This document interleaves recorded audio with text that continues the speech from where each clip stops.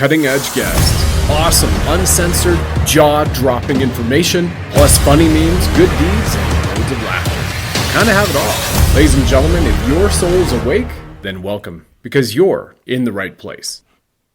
Well, good day to you, ladies and gentlemen, and welcome to the Sovereign Soul Show program, a show which stands for love, levity, and liberty, because after all, love is the most powerful force in the universe, and laughter's the best medicine, especially covering serious topics in all matters, ancient, current, and quantum, right?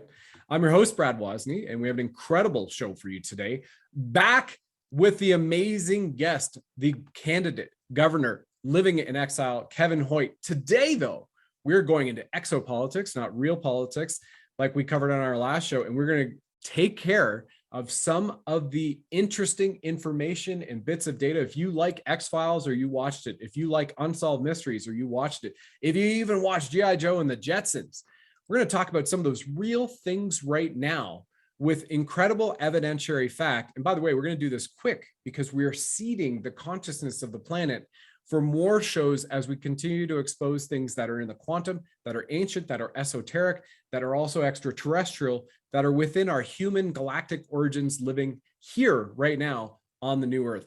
Now, I trust that some of the information in today's episode, or heck, all of it, could help you to literally generate more positive and powerful impacts in your life, those are your loved ones, and help awaken the community around you. You see, my soul's purpose in life is to uplift the consciousness of humanity through song and story and doing my part. So therefore, in this show, by sharing these unique points of view, these truths, I ask you to keep an open mind, to share the laughter and the love with you. It's done so according to the laws of nature, which aim to pierce the programming waged upon the global masses and help us foster a greater world for us awakened lions and lionesses as we fight back against the evil while humanity propels itself forward in this golden era upon us known as the Age of Aquarius. And folks, evil's on the ropes. We're in the last round and we are winning. We're winning through love, levity, and laughter, right? And freedom. So first of all, thank you to all you whistleblowers, you digital warriors, you citizen soldiers, you benevolent healthcare heroes and powerful parents and divine masculine protectors and divine feminine guardians. Thank you for tuning in. Thank you for your efforts to fight for the sovereignty of all souls here and now. It has not been for naught. So wherever you are now, watching this broadcast or hearing this podcast, I'm sending love and support to all of you to hold the line. Keep it up. Now, as a former Canadian infantry soldier trained as a peacekeeper, who also spent some summers hopping out of helicopters, fighting wildfires in Ontario and the Yukon, I've had a continued calling to serve the greater good. Some would say I'm a bit of an adrenaline junkie, but hey, service to a greater good is in my blood. It's a core of my family. My younger sister in Ottawa was and still is being of great service to the world too, as a fellow Reiki master and a crystal jewelry healer. And we've been very fortunate to become who we are in our family because our family's lineage on both my mother and father's side, who are firstborn Canadians. Well, my family's lineage holds patriots who fled the Nazis in World War I and World War II, who immigrated to Canada and the United States as refugees. And several of those family members in each World War soldiered up, put on uniform, went back to fight against evil during both World Wars in tanks, in bombers, as sailors, as nurses, and medical doctors on the beaches of Normandy and D-Day to defeat fascism once and for all and to support the greater good.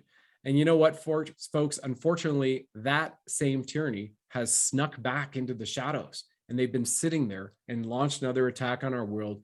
And so by producing the Sovereign Soul Show, it is my hope that the information in our episodes, including the one we're about to dive into now, will help you achieve a higher level of sovereign freedom in your life. It's like JFK said, the service of truth is the ultimate heroism. Hence, this is how I'm acting as a soldier here today, SOULDIER, one who serves to help uplift the world's vibration so we may all live from a place of love, levity, and liberty, which is the mantra of our show and the ethos of our mascot, the Blinged Buddha. He fully subscribes to it. And on to Kevin Hoyt, where we are going to be speaking about things from Bigfoot to extraterrestrials to sacred sites in Vermont, of all places, and why we think the first UFO sighting in the United States happened in Vermont. The first Bigfoot sighting in the United States happened in Vermont. And heck, we might even get into werewolves in the Loch Ness of North America in Lake Champlain. Kevin Hoyt, Patriot candidate for governor of Vermont, living in exile. Thank you very much for coming back to this show. And boy, sharing with us your experience, because as a professional hunter for 25 years, running the Future of Hunting TV show, which was broadcast into the homes of 104 million people around the world. I would say as an outdoorsman and a conservationist, you've likely had those experiences, I would imagine. And over the course of the next little bit, please share with us those that you've heard of and those that you've had, and bringing that to our awareness, because I have a feeling there's a lot of people listening in, watching right now, where they might have had at least one of those experiences too. So welcome back, and thank you, sir. Thanks for having me, Brad. And again, how do I follow that? You're so poetic when you talk. It's incredible. The amazing thing is all these taboo topics, I'm going to call them, all these crazy fringe things that we've never been allowed to talk about. Right? I think now is the time, and the first time in history, where we can talk about these things without laughter and ridicule, and people are standing up. So I'm seeing when you share your story, your piece of the puzzle, people don't laugh anymore. They say, hey, that happened to me, or I had a similar experience. And that's remarkable. Now I'll be the, I don't really like the name Bigfoot, to be honest. I think it's the Sabe people. And again, I don't think it's an ape. I think they're a more advanced, primitive in other ways. They don't have the ability to create, I think, is the thing. But Nick Sylvester, who you're going to have coming up here on one of your shows, will tell you all about that things. But again, being an outdoorsman, a conservationist, a guy that's traveled the world in a hunting format in the outdoors, I have never seen a Sabe person myself. But I've heard whoops, and I've heard knocks, and I've seen sign all over the globe. And sometimes it's right in local cities.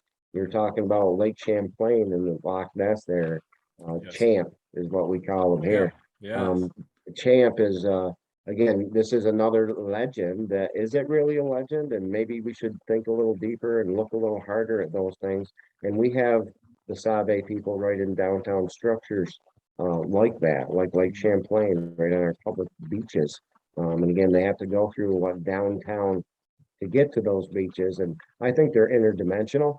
I think these people, they have the ability to maybe be in two dimensions at the same time. And these things, I'm going to call them crazy topics we're talking about, right? You can, even on mainstream media, they'll talk about different dimensions. That's a reality and part of science. Just like the quantum, us all being connected. That's a part of science now. And, you can hear Tucker Carlson talking about the ships off the West Coast, which I think is a false flag. I think we agree on that. But there's the Pentagon told you, hey, UFOs are real, right? So it's time that with a mature and open mind, I think we sit down and have these conversations. And Vermont, I think, is in the center of a lot of them. Well, let's talk about, thank you for that, Kevin. And let's talk about Bennington, Vermont. The first Bigfoot sighting in America, in Bennington? Right. We have, before it was Bigfoot, it was actually called the Bennington Monster.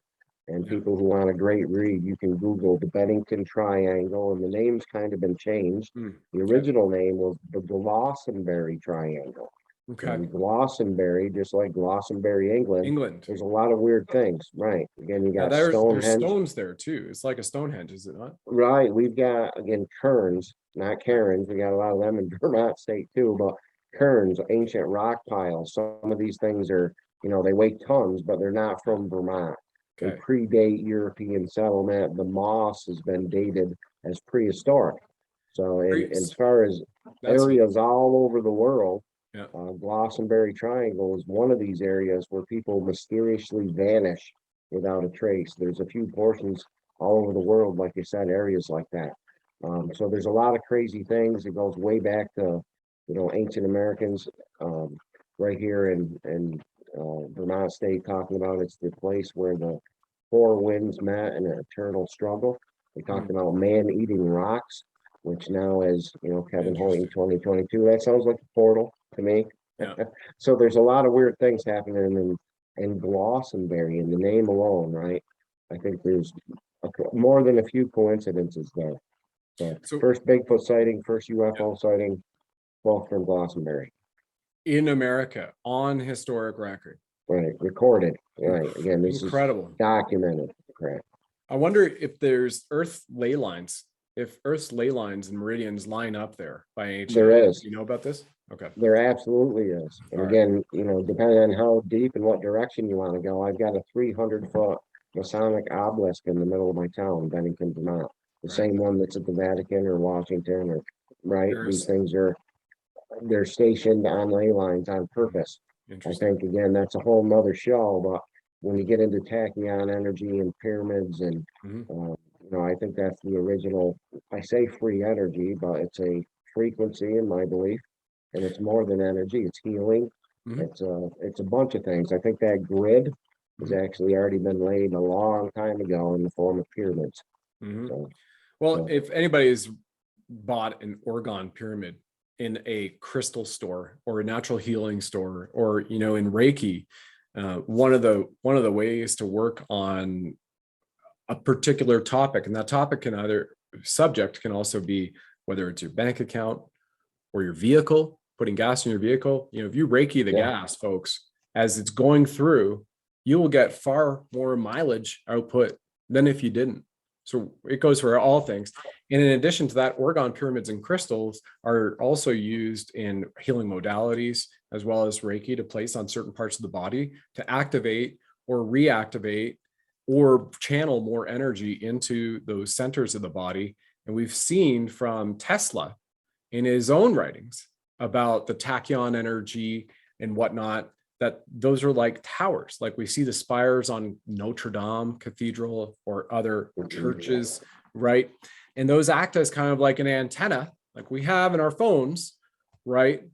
Or the Wi-Fi devices currently, and those act as antennas. So those are like ancient antennas that can pull in and transmute energy in the atmosphere and send it down or send it back out, depending on how it's been inverted or converted for its usage. So I just want to bring that to everybody's awareness as well. And if everybody's like, oh, that's a little crazy, it's just a little monument. Okay, go take a look at Tesla. We'll leave it there. Nassim Harriman is kind of like the modern day Tesla folks with his quantum, and he's still got his free course on quantum physics. And it's written at like a level, like for me, it's written for a fifth grader to understand it. Maybe a Chinese fifth grader now, unfortunately, with what they're teaching the system, but that's a whole other show here. We're going to stay on to the esoteric and the ancient and the quantum and the extraterrestrial with Kevin. So we've got Glastonbury stones in Vermont that are ancient, that predate this known civilization with moss that's not from the area. Is that correct? No, the moss was dated at prehistoric. The rocks are not from the area. So it's basically a Stonehenge just in Vermont, right? Glastonbury, Vermont instead of Glastonbury, England. Wow. I guess the difference is between an O and an E, and there's ley lines up and down. Again, you're talking about the Druids, right? All along the New York, Vermont border. You can use Google Earth and you can see pyramids in our mountains. And, you get to you're talking about within the old structures, there's a lot of them. I've seen, again, we're going to say the pyramids are the original generators, but I think they're more like amplifiers, is a better word, right? But then I've seen the receivers and the transmitters, and I've even seen the battery components built right into our ancient structures. Again, all made out of granite or special crystals or stones. This is, I think, on purpose. We've just been given a big lie called history. And if you look into some of the ancient Egyptian beliefs, I think that's where we're going. That kind of leads us to the next topic too, if you want to go, out of this world. The ancient Egyptian belief is that we are eternal souls, right? We don't die. This is Kevin inside of a meat suit that you guys know as Kevin. But again, we never die. And how did the Egyptians ascend? Interesting enough, was with spaceships. So if anybody's interested in that history, there's a lot here that you have to look up. It's just hidden, but it's all right there. It's been in their face the whole time. Barcelona is a great example where you can see, these receivers and transmitters and even the battery storage. Right into Ramblas, the Plaza de Ramblas, Absolutely. You go walk along that. And my first experience in Barcelona was in 2000. Y2K didn't happen. So I went down there for the summer and traveled through, whoa, geez, what do we do? Like 14 countries in 31 days, like almost didn't turn off, Wow. the bus. And you see those spires everywhere, and you're like, wow, that's really interesting. Before we move past the pyramid issue, I just want to bring to everybody's attention, as Kevin said, everything is hidden in plain sight as well. Whether it's your bookstore, your public library, you can go find this. Bhagavad Gita, the most known published biblical writing of Indian times, ancient India. It's existed for an estimated at least 20,000 years. And again, there's petroglyphs that go beyond 20,000 years, but I'm talking about published still writing, the oldest book published right now that you can go and buy, whether it's on the big tech censorship site like Amazon or in your local bookstore, or order it. The Bhagavad Gita spoke about nuclear and atomic weapons 20,000 years ago. Wars of spaceships and different beings coming in. Stargates. Remember Stargate SG-1, the TV show where we had MacGyver, went off and did that TV show. And prior to that, Kurt Russell did Stargate. And I was fortunate while they were filming to meet Goldie Hawn. She ate my pineapple. It's always nice thing to say, but it was out of a fruit salad, and I was working at a kids a sports camp.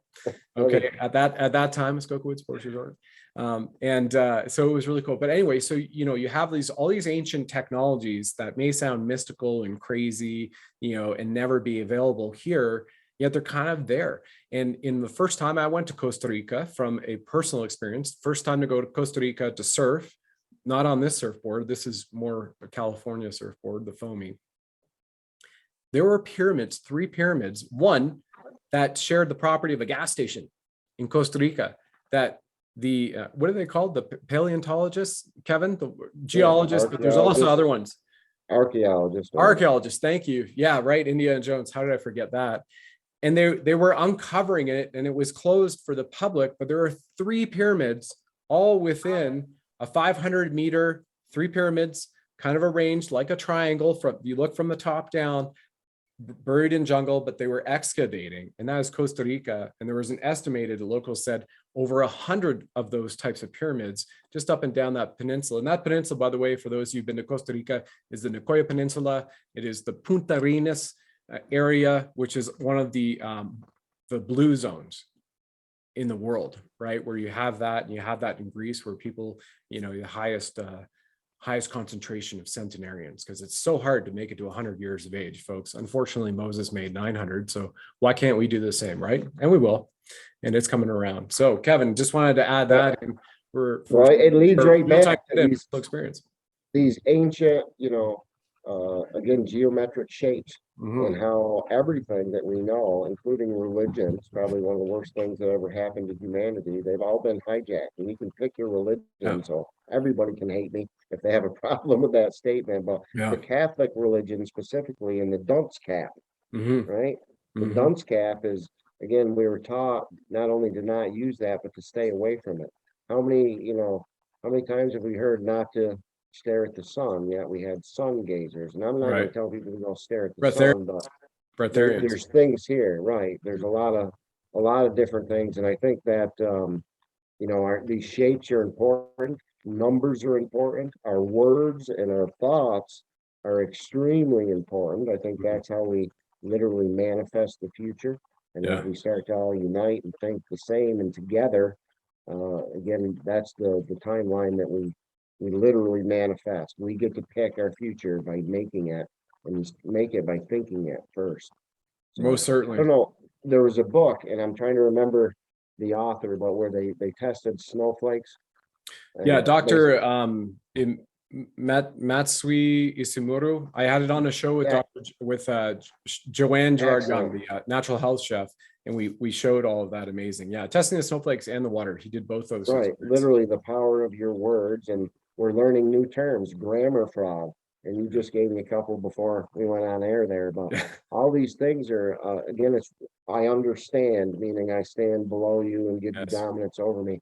Those type of things, so your audience can they already know. I think the people that are watching us are pretty wide awake. In fact, I think most people are at this point, all around the world. So. Well, and our local friend Janine sent that message out to all of us last night that, hey, we're no longer here to wake up the sleeping. They've made their choice. This is about the awakening and uplifting the consciousness of the awakening. And I Right. still hold out here as part of my introduction, folks. Like, if there are sleepers, if there are woke and they're worried about getting triggered, yeah, sure, this may trigger you. But hopefully it also, the triggered turns from fear and uncertainty and doubt to questioning. Questioning opens your mind up to another point of view, a POV, right? Point of view perspective. And then as a result of that, it comes in here and it uplifts you rather than diminishing your perspective, your life. And as I share with Kevin, this is a Bradism. Think of the word diminishing. Say it slower. Diminishing. Diminishing is always deteriorating, right? You're going down, you're losing. And in nature, you're either growing or dying. There is no complacency in nature. And as my military instructors, who all had at least 2 tours under their belt, and nearly every single one of them had multiple engagements in combat. Canadian military peacekeepers, we didn't see that on the screen. Yeah, there's so much they didn't tell us when I was training to go over to Bosnia and Herzegovina and Kosovo, which fortunately, looking at it now, back then I was pissed off I didn't go, but we got stood down. The majority of us got stood down because they signed a peace accord. Now I'm grateful not to have the combat experience. I'm a warrior all their lifetimes, and I'm a spiritual warrior today. But those folks, they said that complacency kills. That was one of the rules of 7Ps, right? Proper previous planning prevents a piss poor result, and complacency kills. So you either are growing and engaging with more knowledge and looking at more perspectives like Kevin is sharing with you here on this show, or you do this and diminish and you close out, and guess what nature says? All right, you're going to die. You want to wither. You want to be complacency kills. So just beware of that, folks. All right, I'll step off that soapbox. I think I've drilled that one enough. I think you gotta have an open mind. And again, a closed mind. If you think you know it all, I think you're in trouble. One thing I've discovered on this journey is how much we really don't know. Yeah. And the only way we learn is when we have these taboo conversations we've never been ever allowed to have. And I think that's on purpose, right? I think we should talk about our guest, TJ Green, who wasn't able to make it. It's been raining for 40 days straight in Brazil, where he is. Moses. Yeah. But and it's not his fault, to be fair, right? But what a better chance to talk about somebody than when they're not here. This is an amazing individual. Yeah. And I want to kind of give you the setup for TJ, because this is a Vermonter. He grew up in my hometown, well-known family, and same for me. Now I get involved with all these top-level weirdos all over the world.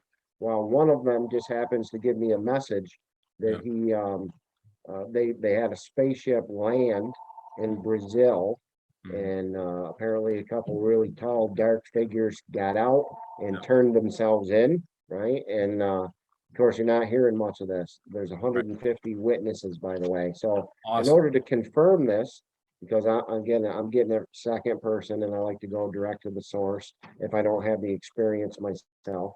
So who do I know in Brazil? Well, TJ, my buddy that I grew up with in Vermont State, and it was a glowing light. Everybody loves TJ, very credible. He just moved to Brazil to seek alternative medical treatment. So I ended up calling TJ, and it was funny because my comment started with, "Hey, don't think I'm crazy at first, but this is what I heard. Are you near this town? Can you confirm it?"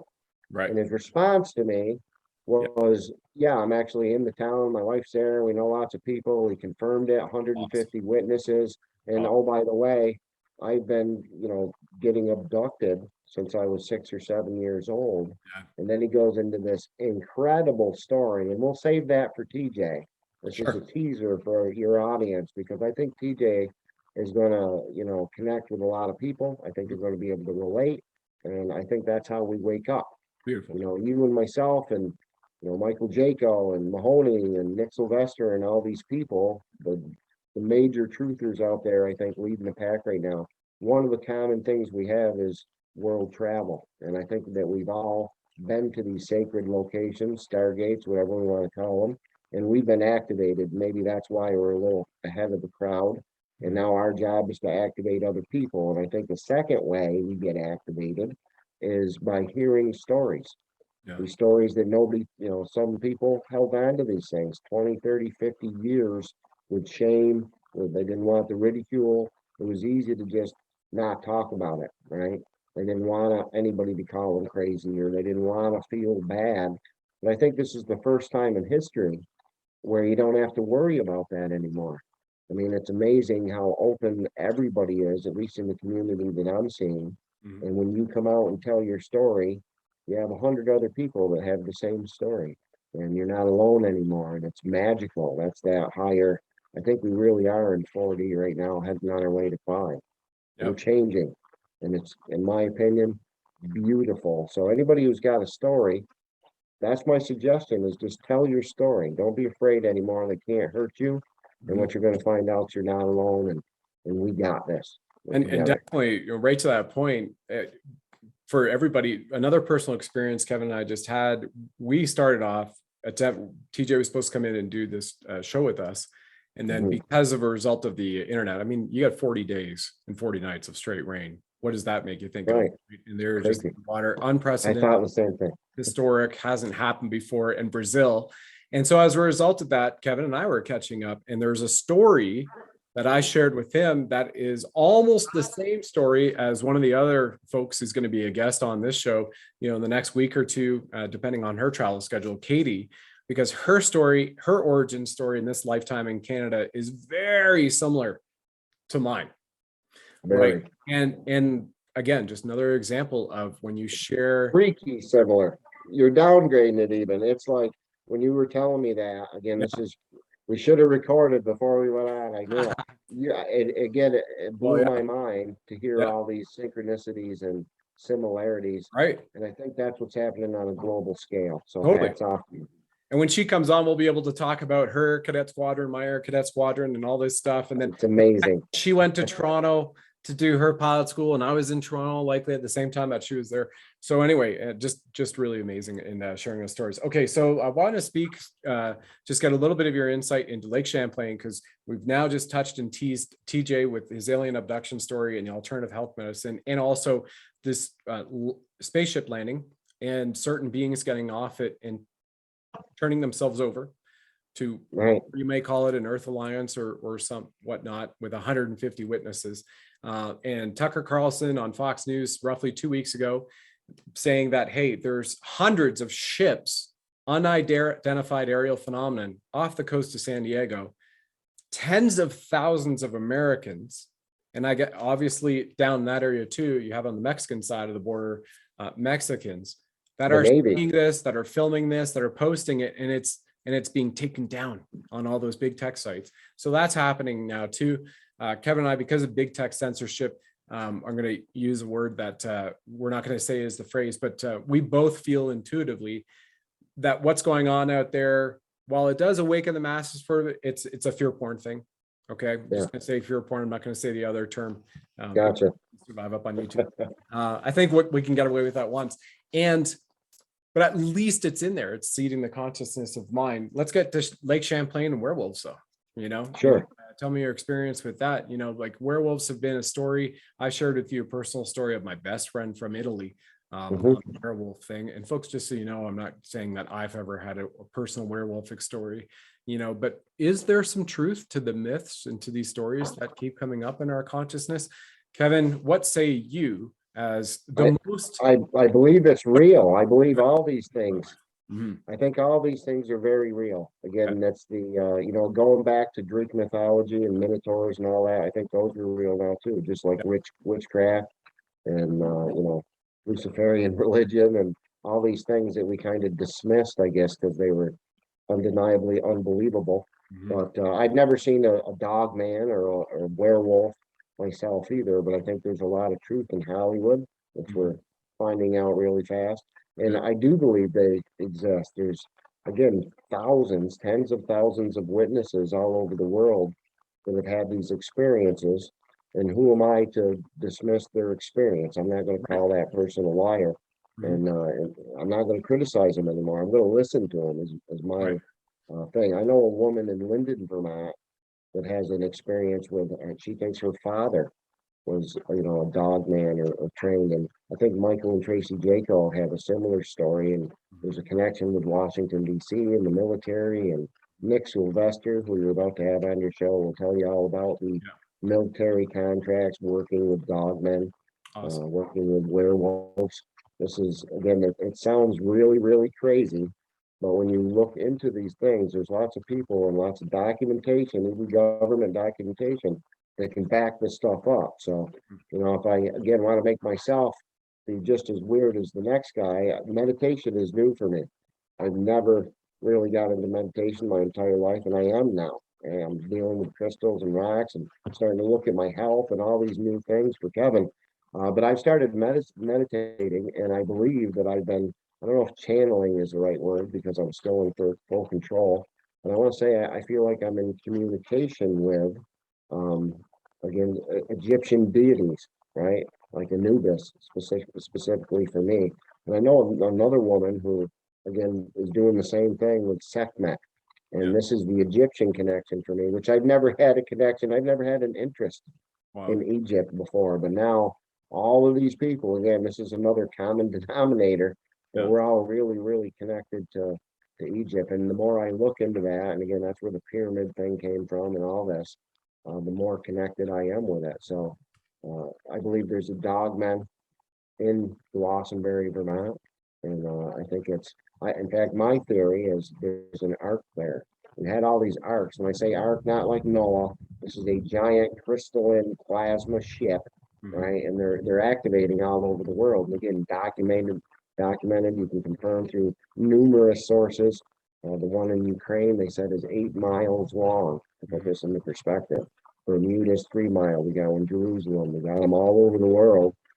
Katie Rains, you mentioned her before. Hers is in the South Pacific. A lot of these are in the water. It's made of plasma. That's why they're there charging. And I believe that we have a plasma ship in the Glossenbury Triangle in Bennington, Vermont, in that rough area. So again, I hadn't heard that theory from anybody else. That was kind of something that came from my heart and my mind after I heard Nick Sylvester and others start talking about the Ark. I said, "Oh, that's it." Like I knew, I somehow know this, right?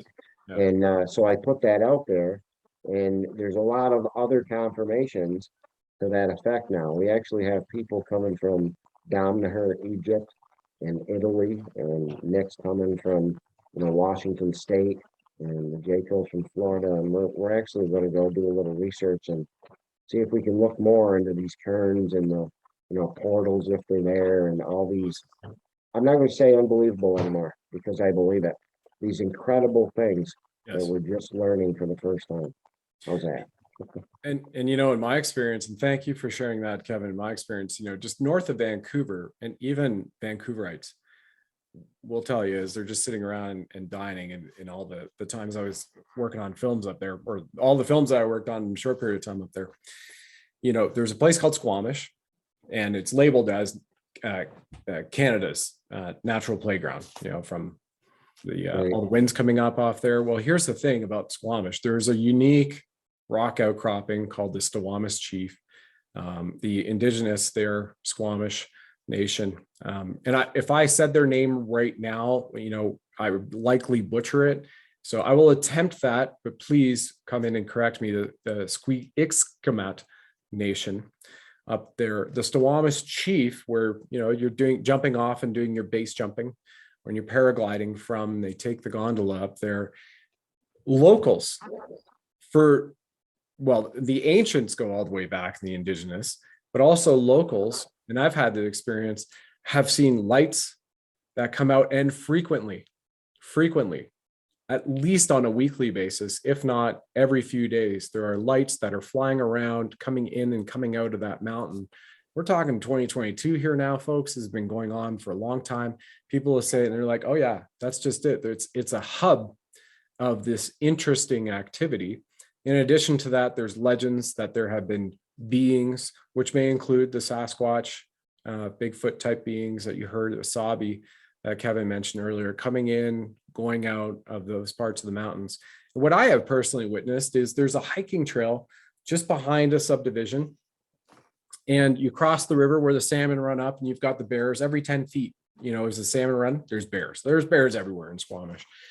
But there's an ancient temple, and the hiking trail and the mountain biking trail just kind of go and wind up, Kevin. And there's this massive ancient temple. There are very much reminds me of being in Peru, in Ollantaytambo and Huayna Picchu, where you have these massive slabs of granite that have been polished almost smooth as this desk with some moss and some trees that have grown over it. But you see these nearly perfect lines that come down and have notched together. And now it forms like this large hill in the forest behind the subdivision. So it's real interesting that you can just go almost anywhere you live and find these relics, if you want to call them relics, or at least these indicators that are in the natural environment with ancient, mystical, we call them mystical origins. And why are they there, and who put them there? And so where did we come from? Who really are we, and where are we going? Hey everybody, it's Brad here. Our show will continue in a moment real quick. If it resonates with you, drop a like, follow us, and subscribe to the show. Hear from cutting edge guests who are experts in their field, have a lot of laughs, and discover some powerful tips on how you can thrive through 2025 in this amazing golden era of humanity. So give us a like, drop a comment, follow us right now as we fight back on the war being waged on humanity right now. And by the way, if you feel so inclined, please do share this with 9 friends, family, and colleagues as well. I'm deeply honored you're listening to this. Thank you for doing so right now. For those many of you who have taken that step. And here we go, back to our show. And where are we going? It's such a unique question. Big questions. Yeah. Pretty unique, right? Pretty It unique. is. And everybody heard about a show with Brad Olson about, my very first experience as Royal Canadian Air Cadets at 12 years old and seeing all these UFOs flying around near Pearson Airport and the Brampton Police Department. The phone lines were busy when we're calling in to report it. Then we finally reported it, and they said, we've had many calls about this. We're investigating. School the next day at recess. All the kids, many have seen it, heard about it, but there was nothing in the newspaper. Right. So, Well, and I almost said that I'd never seen a UFO, but that's not really true. Again, when Katie Rains came on the scene, she talked about a Stargate in Bergen, Norway. Just happened to, I've been to Bergen too. But I had a friend right there for 6 months before that was showing me these really weird clouds. They looked like the chemtrail wispy clouds, but they had perfectly straight edges and they were straight out of shaped. Independence Day movie type of thing. And again, she pans the Norwegian sky and it's just crystal clear, all blue. And then she gets to the fjords, again, giant rock walls. That's Norway, right? That's where the ships were. And then 6 months later, Katie comes on the scene and tells me that they use the fjords to navigate to get to the Stargate. Now, before that, and I think it was 2020, it might have been 2021, but I, again, as a professional cameraman, I had some really good gear. So we had a really bright star, unusually bright star that drew my attention for a long time. It would be out before dark, actually, it was before any other stars or anything. So I started, again, I had a friend that had some the lights that are whipping all over the place, and he's got up to 5 of them at a time on video. I thought they were drones. They weren't drones. So I start watching the skies. I noticed this unusually bright star. So I pull out my video gear and I film it. And when you zoom into this thing, I mean, it looks like a planet, except for, again, the craters are way too symmetrical and it looks metallic. It's pulsating, right? And this thing I'm going by memory, but I believe it was either 28 or 31 days. It was due west for 28 days and then disappeared for 28. And it was due east for 21, due west. And it did this whole pattern. I haven't seen it since. But at one point we saw this star and another star shot out of it. And it just blew and then it stood in the sky and it looked like a regular star. We missed that on video. We were all my whole family exited our vehicle and hey, look, the UFO is there and we're looking at it and the star shoots out of it. I run in and grab my video camera. So we didn't catch the star coming out of it, but that night you can see a hole on the top of the first object. I know it's not a planet. It's not a satellite. For some reason I felt that was man-made, but I don't know. Again, these are all the I don't knows that I'm very proud to say. I don't know what that was anymore by all definitions. It was a UFO. So I give it to you guys. Not to be called crazy, but so hopefully other people can look and tell their story and maybe we can figure this out. Yeah, it'd be pretty cool. It'd be pretty cool. Well, before I leave, I mentioned to Kevin earlier in the show, I was really surprised that nobody yet has come up with the connection of G.I. Joe. And the G.I. Joe, and looking at the disclosure that we've had, and prior to that, shows like the Jetsons, where 50 years ago, if you stood in front of somebody and you said, I've got a piece of metals, composite, and glass, and you're going to be able to hold this in your hand, look at me, and talk to me on the other side of the world, they would think you're freaking nuts. Freaking nuts, insane, right? Even though Jetsons cartoon, that stuff doesn't exist. Look at what we're doing now. We're talking to each other on a TV screen in different parts of the world. Right. Well, G.I. Joe, if anybody remembers the cartoon, G.I. Joe, you have the American forces, the real American heroes fighting what? They're fighting a terrorist group. But was it a domestic terrorist group? Turns out that domestic terrorist group, if you remember Cobra Commander and Destro, Cobra. Serpentor was above them. And who is Serpentor? Serpentor was an off-world alien. Yeah. Serpent. Mm-hmm. And Cobra Commander with his whole Cobra venom and bangs. And the symbology there is so strikingly similar to the symbology that's being revealed today, even though they revealed it in published books about that dark side, over the past few decades, but really bringing it into our awareness. So think about the disclosures that you've had from a Hollywood type of series, whether it's been cartoons, whether it's been Stargate SG-1, to the Jetsons, and there's so many others that we could mention, Transformers, Liquid Metal, robots, Autobots that can speak, that can assume, that can transform. Now, maybe we haven't seen that, but on the show I did with Brad Olson, we showed the robots like Terminator that have been going after people, robot dogs that are policing people in the streets of Shanghai and Beijing right now. We've shown the Boston Dynamics, the weaponized combat drones and robots. And again, we have things that have been reported that can run up to 120 miles an hour nonstop on their battery life, these robot dogs. That in Transformers, if you all remember in Decepticons, there was that one Transformer Decepticon that had a dog that would go to its chest and come out, and it just looked like the most vicious thing. That was the old Transformers cartoon. In the new Transformers Michael Bay did a couple years ago, we saw that one came off the chest again. And now here it is in our real lifetime, right now today, being used in police departments around the United States. From Massachusetts, they've posted it online, different robot dogs, as well as cats.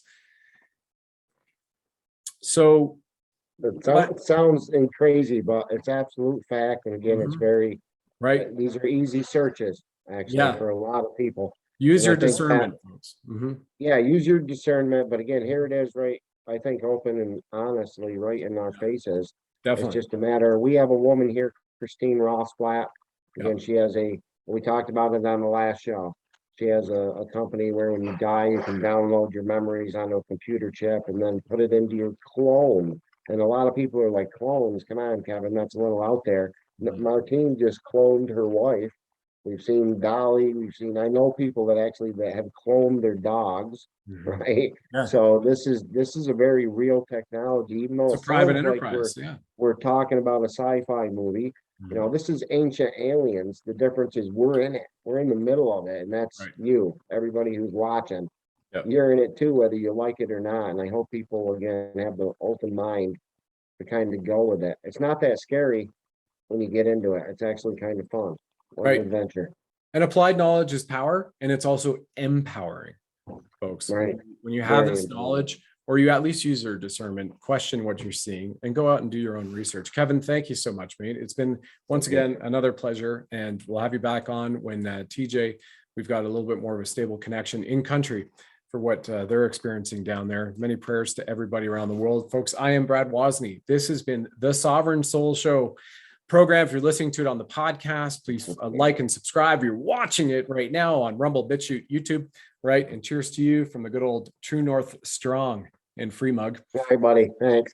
You betcha. And everybody, thank you. Please like, subscribe, share this with other people who are just on the cusp of waking up. The more lions and lionesses that we have in this will take us forward faster into the new earth in this Aquarian age. Thank you very much, everybody, for watching. And we'll talk to you later. Many blessings ahead. Have a great day. Thanks for joining us on the program, ladies and gentlemen. Please like, follow, subscribe, share this with 9 friends and family. And of course, if you enjoy our blinged Buddha firing red pills from his 9mm, let us know.